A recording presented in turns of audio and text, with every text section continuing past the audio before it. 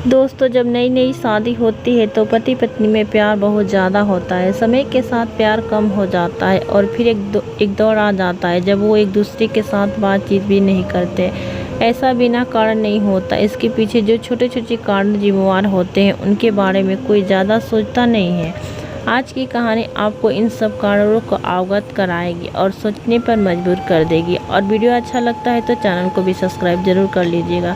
पत्नी पति काफ़ी दिनों के बाद आज एक साथ बैठ के चाय पी रहे थे, क्योंकि आज उनकी शादी के 25वीं सालगिरह थी। पहले की तरह अब साथ में समय बिताना नहीं थे, ज़्यादा साथ में एक दूसरे के पास बैठते नहीं थे। पता नहीं किन कारणों से उनके बीच की दूरियां बढ़ती जा रही थी। चाय पीते पीते पत्नी ने चुप्पी तोड़ने को हुई। मुझे आपसे बहुत कुछ कहना है, आपको बहुत कुछ बताना है, लेकिन अब हमारे पास एक दूसरे के लिए समय ही नहीं है। मैंने इस बारे में बहुत सोचा है और निपटाने का उपाय निकाला है। अगर आप राजी हो तो बताती हूँ। पति ने सिर हिलाकर हामी भरी। पत्नी ने टेबल के ड्रॉर से 2 डायरी निकाली। बोली, मैं ये तो 2 डायरी लेकर आई हूँ, एक आपके लिए और एक मेरे लिए। आज के बाद हम दोनों को एक दूसरे से जो भी शिकायत होगी हम अपनी अपनी डायरी में लिख कर रखेंगे। 1 साल बाद जब हमारी 26वीं सालगिरह आएगी तब हम उसको खोलकर पढ़ेंगे। तब हमें एक दूसरे की उन चीज़ों का आदत के बारे में पता चलेगा। हम उन्हें सुधार पाएंगे या उपाय कर पाएंगे। पति को भी पत्नी का आइडिया पसंद आया। उसी दिन से डायरी में लिखना शुरू हो गया। देखते देखते 1 वर्ष बीत गया। 26वीं एनिवर्सरी का दिन आ गया। पति पत्नी दोनों ही डाइनिंग टेबल पर बैठ के चाय पी रहे थे और पास में दोनों की अपनी अपनी डायरी रखी हुई थी, जो उन्हें एक दूसरे के साथ बदल दी। चाय खत्म करके पहले पति ने पत्नी की डायरी पढ़ना शुरू कर दी। उस डायरी में काफ़ी सारी शिकायतें थी, जैसे कि आज होटल में ले जाने के लिए वादा किया था लेकिन फिर भी नहीं ले गए। आज मेरे मायके से मेहमान आए थे, उनके साथ पति ने अच्छे से बात नहीं की। कितने महीने बाद आज मेरे लिए साड़ी लाई, लेकिन पुराने डिजाइन की। आज मेरे सीरियल देखने के समय पति ने चैनल बदलकर न्यूज़ लगा दिया। आज गीला तौलिए सोफे पर छोड़ दिया। ऐसी सारी शिकायतें थी डायरी में।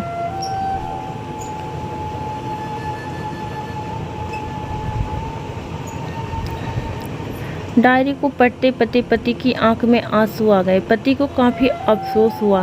अपनी पत्नी से बोला, मैं इन गलतियों के बारे में एहसास नहीं था, लेकिन अब मैं तुमसे वादा करता हूँ कि ऐसी गलती मैं फिर से नहीं दोहराऊंगा।